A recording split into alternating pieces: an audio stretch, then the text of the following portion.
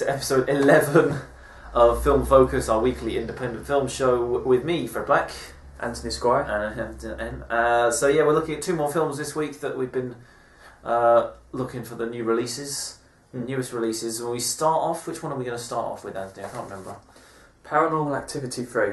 Oh dear, It's set in 1988. Yeah. Young sisters, Katie and Christy, basically befriend some sort of entity that's living in their home.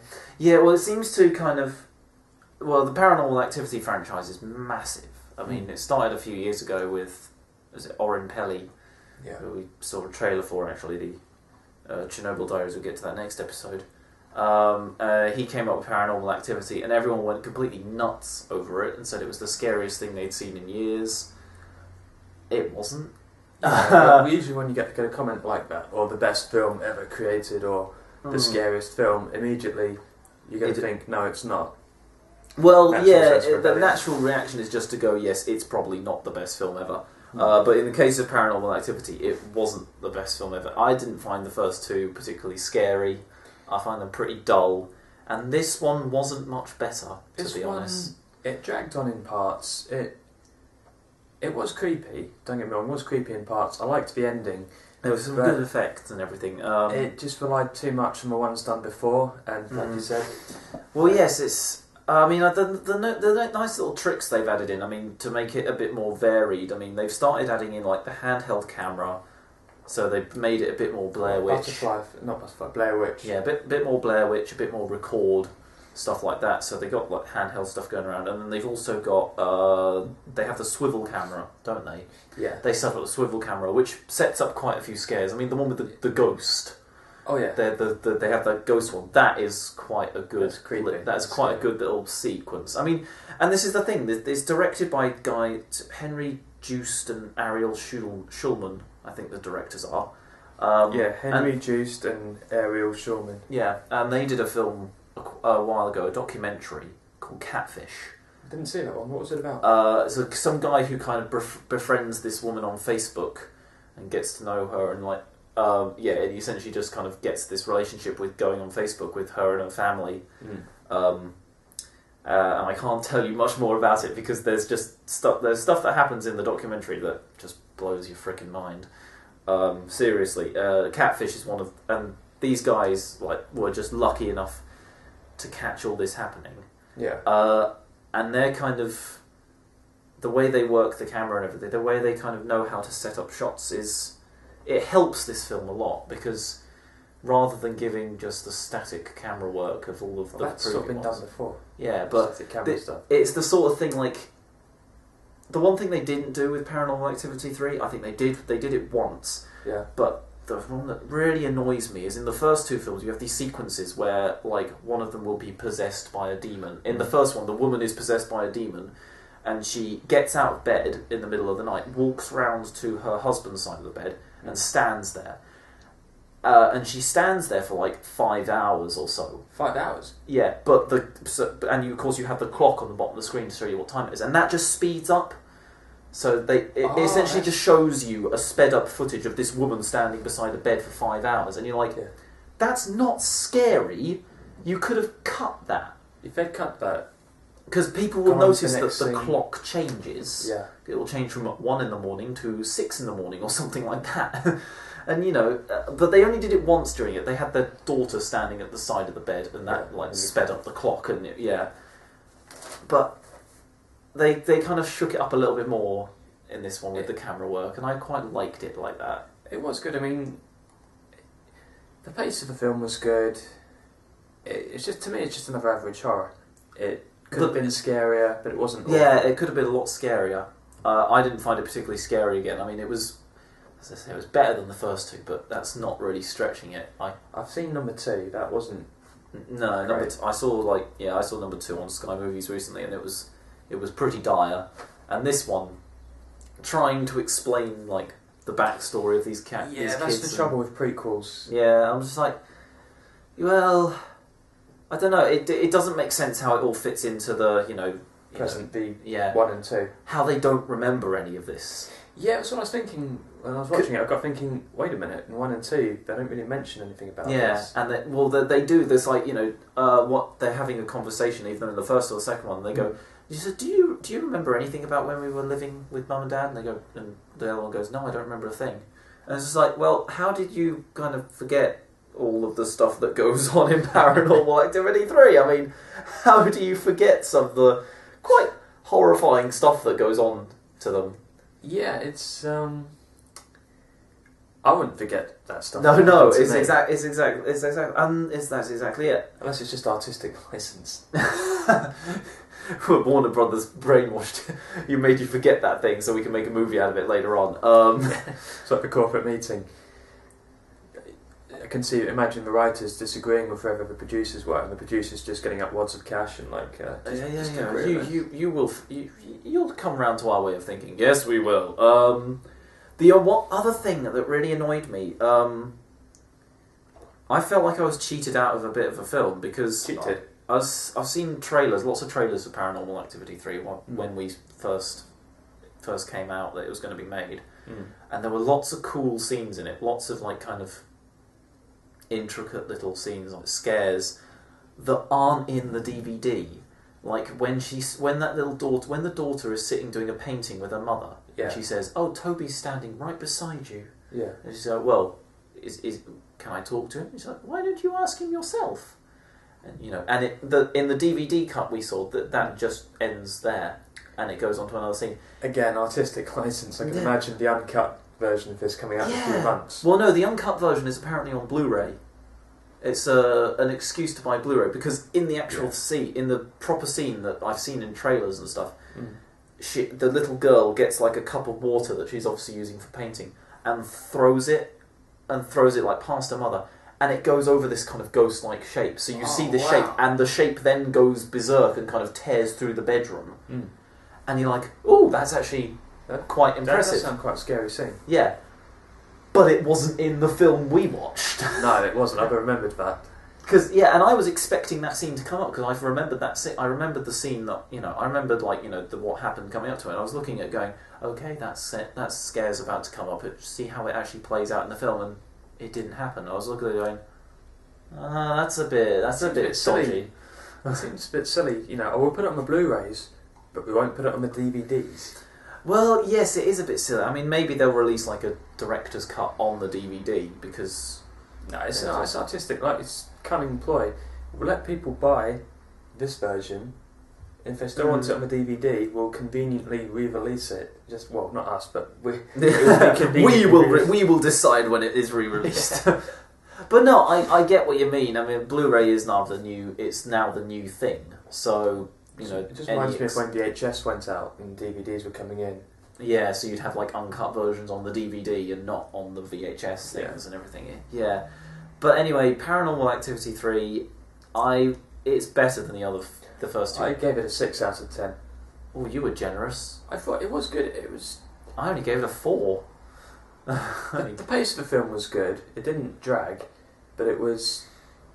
I thought it dragged. It just could have been a lot better. It could have been a lot better. But yeah, I think Paranormal Activity has kind of run its course now. Even people I know who like the first two are saying, yeah, this one, not so good. There was going to be a number 3, whatever happens. They do a 1 and a 2. There's the franchise has to be a trilogy. But anyway, we'll end that. I gave it a 4, and I'm sticking with that. It's just not. It wasn't my cup of tea at all. And we'll move on to our trailers. Yeah, all of them found from Apple.com or Empire Magazine, their online website. And we start off with which was the first one we got. This one, On the Road. Which you have to remind me of this one because this one's sort of passed me by. Yeah. This trailer, obviously you're going to have a narrator.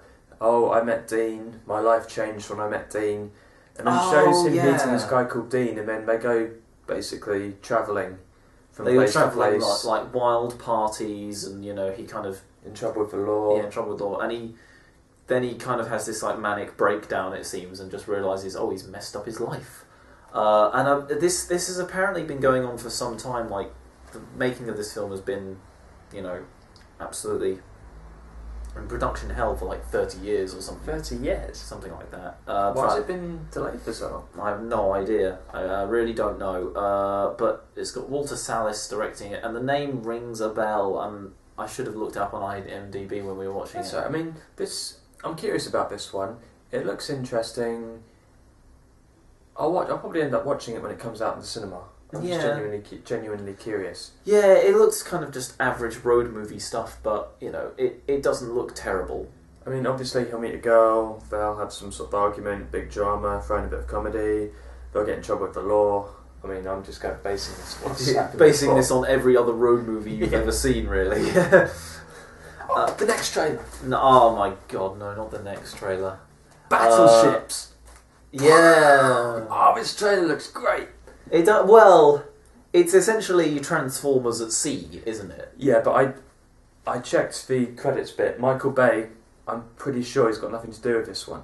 Well, it looks like he's got a lot to do with it, to be honest. I know he probably hasn't got anything to do with this, but it's essentially like it's based on the board game. Like Transformers at least had like TV series and actual kind of toys with characters and voices to go with it. It's just like that boat suddenly turns into a robot and then and then those sound effects. Yes. Yeah. You get very excited about this sort of thing, don't you? It's, explosion! Come on, this is just like an average Saturday night sort of film. Get a few mates round. Yeah, it'll be terrible though, won't it? Yeah, but that'd be part of a genius. As long as it's so bad, it's good. I suppose so. If it has gone down the route of Transformers, then please forgive me. Yeah. Well, the thing is, it does seem to have like that kind of. Well, I mean, you see in the latest trailer, you see like the aliens like preparing one of their kind of bullet things, and you see like orange ball of fire, and then it goes like big like metal plates slamming together several times before they eventually decide to fire it, and you're just like, really? It's just like, just fire the fucking thing already. That's like the end of the trailer where you see the missile and it's coming straight at you. Yeah, well, that's the. Is it in 3D? Was this going to be in 3D? I'll stick to the 2D version. No, but that would make sense if the missile was like, because that sort of shot in the trailer looks quite impressive, but in 3D that would be a kind of selling point, wouldn't it? I just got me worried now. Michael Bay, he might have been hiding somewhere in the film. Might just like pop up going hello. But yeah, Battleships. I'm not too fussed about it. It looks like another explosive action film. Think it's great. Best thing since sliced bread.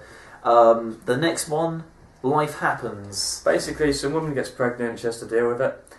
And wow, that is a fucking nosedive from the last trailer. Just like, yeah, couldn't give a shit about this film. Back to Battleships, please. It starts off.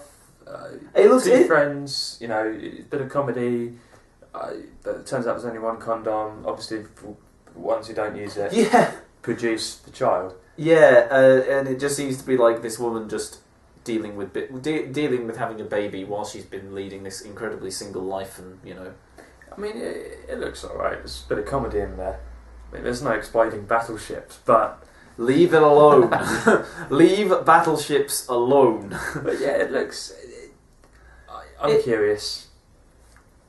No, we're not talking about Battleships again, mate. We're not. It's done and dusted. Yeah, this film looks fun, to be honest. Hang on. No, okay, yeah. And yeah, it's got lots of kind of decent gags in it that were going around. Looks good. It looks like a good sort of comedy, really. Yeah. The next trailer.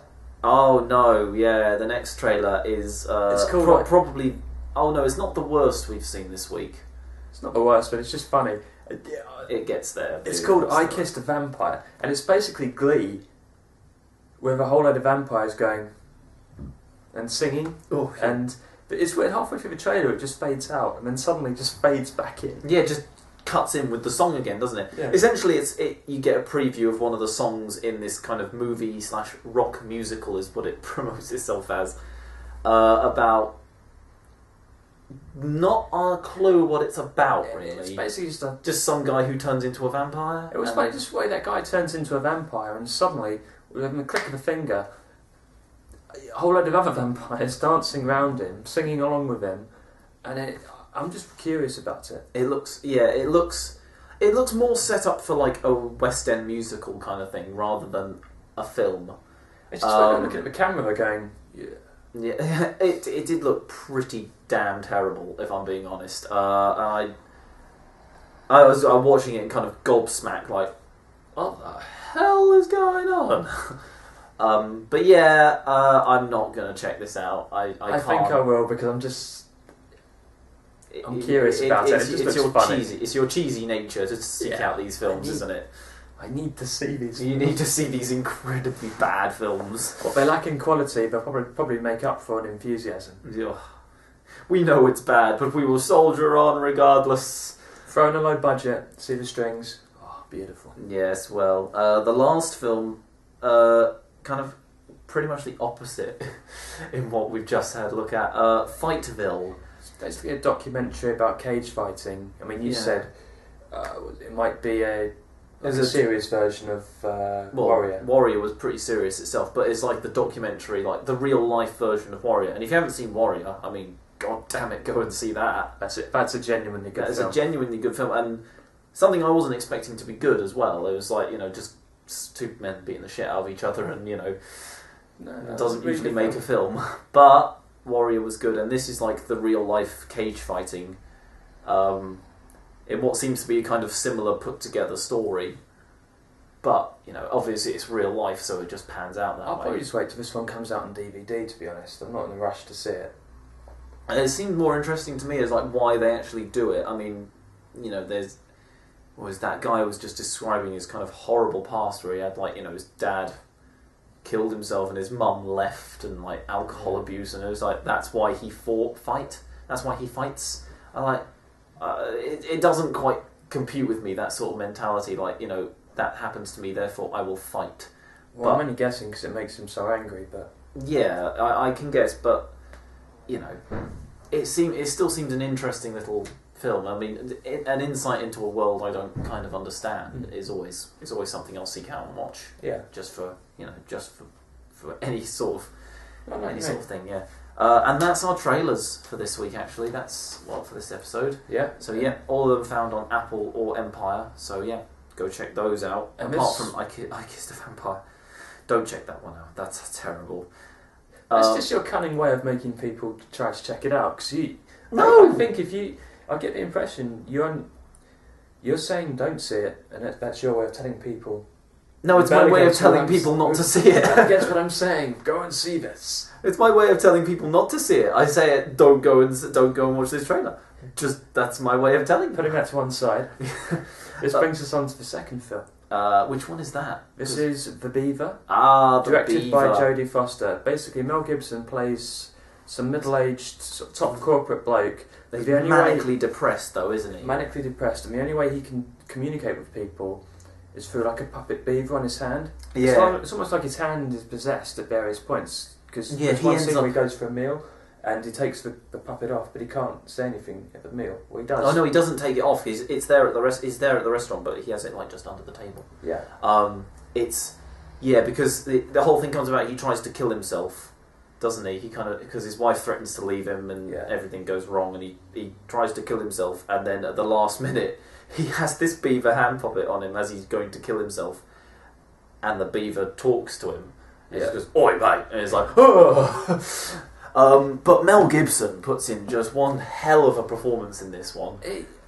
I thought it was an average performance. It was good. I thought I felt the film. It could have been better. It could have been a lot better. It was a good idea. Were you expecting a happier film, or were you expecting more comedy, or? I was just expecting more sort of dramatic. The general pace of the film. It just dragged on. I just honestly felt it dragged on, and it was a good idea, but because it dragged on, I got bored of it. No, that's fair. Well, that's fair enough. I mean, I didn't get bored of this at all. I mean, Mel Gibson, as I said, was just superb. He was absolutely amazing, especially when he's. I wasn't sure if they were going to do some sort of ventriloquist thing where he wouldn't be moving his mouth and he'd be doing that. Yeah, I was curious about that. But he actually, and when you can kind of see this, how he's dealing with it, and he creates this whole other personality for the beaver, and the voice he does is just funny as well. And I don't know. It seemed like some sort of mix of it, like some sort of depressed Jim Carrey at some points. He was just kind of. No, I see where you're coming from.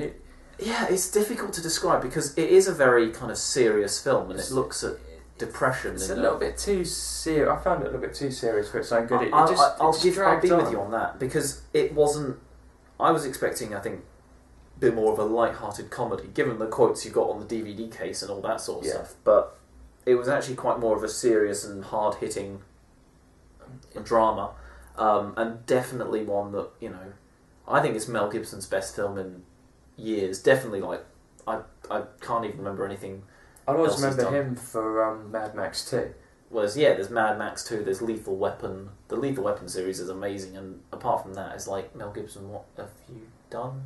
Kind of hit and miss things here and there. He did disappear for a while. Yeah, well, he was a bit of a raving lunatic for a while, wasn't he? Going on about, was he kind of just insulting the Jews all the time, wasn't he?